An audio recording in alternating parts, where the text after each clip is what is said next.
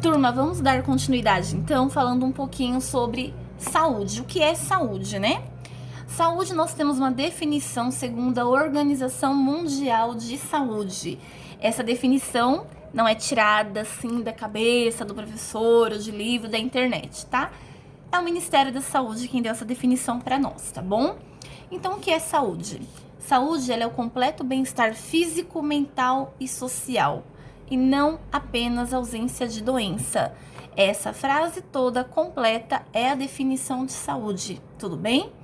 Então, saúde é o completo bem-estar físico. Eu tenho que estar bem fisicamente, mentalmente, tá bom?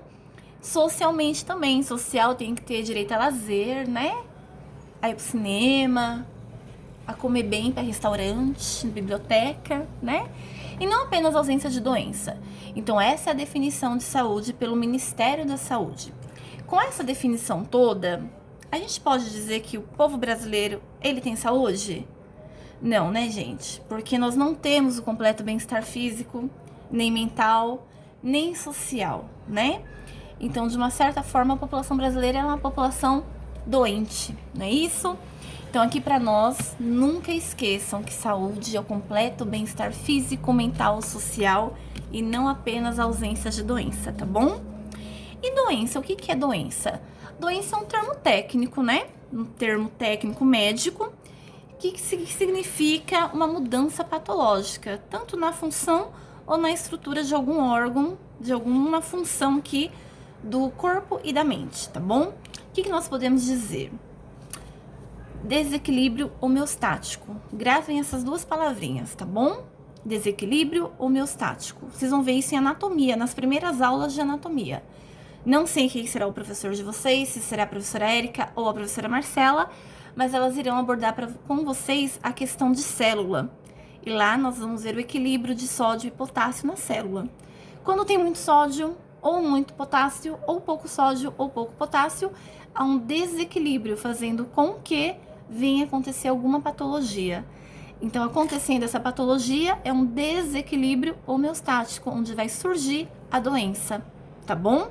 Tanto da função do corpo quanto da mente, tá? Nós temos também um pouquinho falando sobre doença aguda. Doença, ó, pessoal, essas definições de doença, tipos de doenças, não se apeguem tanto agora não, tá? É mais uma pincelada para vocês saberem que existe, que vocês vão ter ainda uma matéria sobre saúde do adulto, e lá vai falar sobre todas as doenças, sinais e sintomas, tá bom? Então, a doença aguda. Nós temos dois tipos de doença, a doença aguda e a doença crônica. O que é uma doença aguda e o que é uma crônica, né? Quais são os exemplos que nós temos de cada uma? A doença aguda, ela surge rápido, né? Uma doença que ela vem rápido e os sintomas também são curtos. Ela já veio e já foi embora, tá bom? Qual é o exemplo de uma doença aguda, né? Apendicite. Apendicite é uma inflamação do apêndice. Então, a pessoa tem um apendicite, ela não vai viver o resto da vida com apêndice, de uma forma alguma. Vai ser feita uma intervenção aí cirúrgica, a não ser que seja tratado com medicação, tá bom? Ela surgiu, deu sinal que ela tá ali, é feito o tratamento e a pessoa é curada. Só não é curada ou vai a óbito quando ela é supurada, né? Ela estoura e tem uma infecção generalizada, que aqui não é o nosso caso, tá bom? Mas a apendicite, ela surge e ela vai embora rápido, tá bom? A diarreia é uma doença aguda. Ela vem e vai embora, tá? Resfriado também é uma doença aguda. Ela vem e vai embora super rápido, tá bom? Já a doença crônica, não. A doença crônica, ela é uma doença permanente, né? Ou seja, nós vamos tratar só sinais e sintomas, porque cura mesmo ela não tem, tá bom? Vai causar aqui algumas alterações irreversíveis, tanto na anatomia quanto na fisiologia dos órgãos, tá?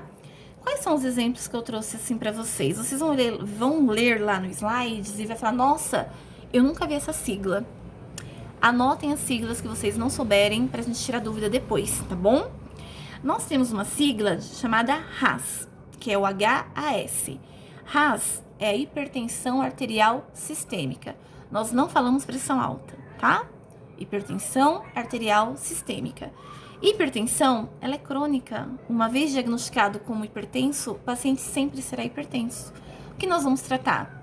Sinais e sintomas, para que ela não se agrave, para que ela não venha ter futuramente um AVE, que é o antigo derrame que nós havíamos já conhecido, tá? DM é a diabetes mellitus, né? É o paciente diabético. O ICC é a insuficiência cardiocongestiva. Então, a insuficiência do coração de estar bombando sangue ali para suprir os órgãos com nutrientes e oxigênio. Então, ele provavelmente já vai tomar várias medicações. E é um paciente que não vai ter cura. O ICC, toma essa medicação que melhora. Não melhora, ele é crônico, tá bom? E nós temos a bronquite, né? Bronquite é uma doença crônica que nós tratamos os sinais e sintomas da doença, tá bom? Mas ela não tem cura. Ela pode ficar ali quietinha, sem se manifestar. Mudou o tempo, cheiro de um perfume, corri, dei risada, olha a bronquite vem de novo a crise, tá bom? Então é uma doença crônica, tá? Nós temos, ainda falando assim um pouquinho, voltando lá no SUS, falando de doença, quais são os tipos, nós temos os serviços de atenção à saúde, que vocês vão ver no slides, tá? São uma tabelinha com 2 colunas, e nós vamos falar de alguns níveis de atenção à saúde, tá bom? Que é o nível primário, o nível secundário e o nível terciário dentro do SUS. O que nós temos que entender? O nível primário. O que é o nível primário, né? O nível primário é onde todo paciente ele tem que ter acesso primeiro, tá bom? Depois eu dou um exemplo para vocês. Nós temos de nível primário a sigla ESF, que é a Estratégia Saúde da Família, que é aquele programa Saúde da Família que tem nos bairros, em alguns locais tem, tá bom? A UBS é a Unidade Básica de Saúde, tá? Onde tem alguns atendimentos médicos para hipertenso, diabético, gestante, uma coleta de papa, vacinação, tem o serviço de dentista, tá bom? PSA, que é o pronto-socorro adulto, e PSI, que é o pronto-socorro infantil. Esses são os níveis do nível 1 primário, tá? O nível secundário são os AMES, são os ambulatórios médicos de especialidades, tá? E nós temos hospitais gerais. Nós temos o Itapevi, de Carapicuíba, de Pirajussara. Então, esses são hospitais gerais, tá? E aí nós temos os níveis terciários. Os terciários são os hospitais especializados. Nós temos o Hospital da Criança, o Pérola Baiton, que é especialista em câncer na mulher, né? E nós temos os hospitais universitários. A gente tem o servidor público, tem a USP, tá bom? Então, por que nós temos que saber quais são esses níveis? Ó, um exemplo muito simples que nós pegamos em hospital. Chega uma moça, uma senhora, uma mulher, com todas as queixas, todos os sinais e sintomas de um possível câncer de mama. Ela entrou pelo pronto-socorro, né? Essa mulher, ela não vai conseguir marcar um ginecologista, um mastologista lá no AME, sem ela passar para uma UBS primeiro, sem ela passar por um pronto-socorro e pegar uma guia. Ela não consegue no AME marcar. Ela não consegue entrar no Hospital Geral de Carapicuíba, Itapevi e marcar uma consulta, né? Então ela tem que ir lá para o nível primário, pegar um encaminhamento, chegar para o nível secundário, para esse AME ou esse hospital geral olhar para ela e falar: você tem que passar no Pérola Baiton, tá aqui o seu encaminhamento, para ela chegar no nível terciário. Então é um degrau, a gente não consegue atropelar a ordem, né? E isso é uma norma do SUS, né? Nós também, já pegando o gancho, falando um pouquinho lá daquela doença aguda, doença crônica, nós temos 2 tipos também de infecções, tá bom? É o processo de infecção. Nós temos 2 tipos de infecções, a exógena e a endógena, tá? A exógena é pro exterior, é no ambiente, é fora do organismo humano, tá bom? Então, ele vai ser produzido, né, no exterior do organismo, ele podendo atingir o hospedeiro através de algumas vias diferenciadas de transmissão. Como que eu posso me contaminar de algo externo para o interior? Picada de inseto, de uma abelha, de uma cobra, escorpião, né? De poeira, de alimentos. Então, isso é uma infecção que eu adquiri do meio externo, que é uma infecção exógena, tá bom? E eu tenho a endógena. A endógena, ela é produzida no próprio organismo. Então, nós temos vários órgãos. nós temos várias bactérias no organismo, principalmente na via intestinal, né? E aí o que acontece? Ela é causada, essa infecção endógena, pela própria flora bacteriana do corpo humano, tá bom? Ó, eu posso ter um exemplo facinho. Tô com infecção de urina, mas eu não tô tratando ela. Eu trato do jeito que eu acho que tem que tratar. Com cipro mesmo em casa, né? Ardeu pra urinar? Toma um cipro. Melhorou. Daqui um mês vem de novo? Toma outro cipro. O que a gente tá fazendo com a bactéria?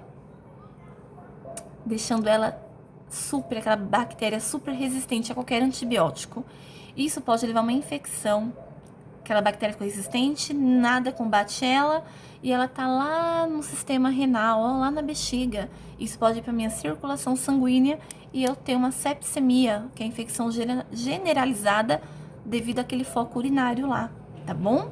Então essas são as duas infecções que nós temos, tá? Falando em infecção, o que eu quero passar para vocês e quero que vocês tenham em mente agora? Nós temos a infecção hospitalar, né? O que é uma infecção hospitalar? O que eu observo no paciente para falar que é uma infecção hospitalar? Então, antes de falar da infecção hospitalar, nós temos uma portaria, que é de número 196, tá? Portaria 196, de 24 de junho de 83, tá bom? Essa portaria é do Ministério da Saúde. O que o Ministério da Saúde fala? Portaria 196, do dia 24 de junho de 83. Segundo o Ministério da Saúde, infecção hospitalar é qualquer infecção adquirida após a internação do paciente. Então, ele internou, vai ficar durante a permanência dele no hospital e até 96 horas de alta para casa, tá? Isso é uma infecção hospitalar.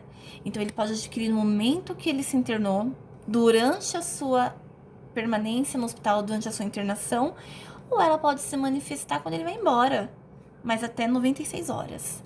Foi para casa, 96 horas, ele manifestou alguma infecção, algum sintoma alterado, é considerado infecção hospitalar, tá bom?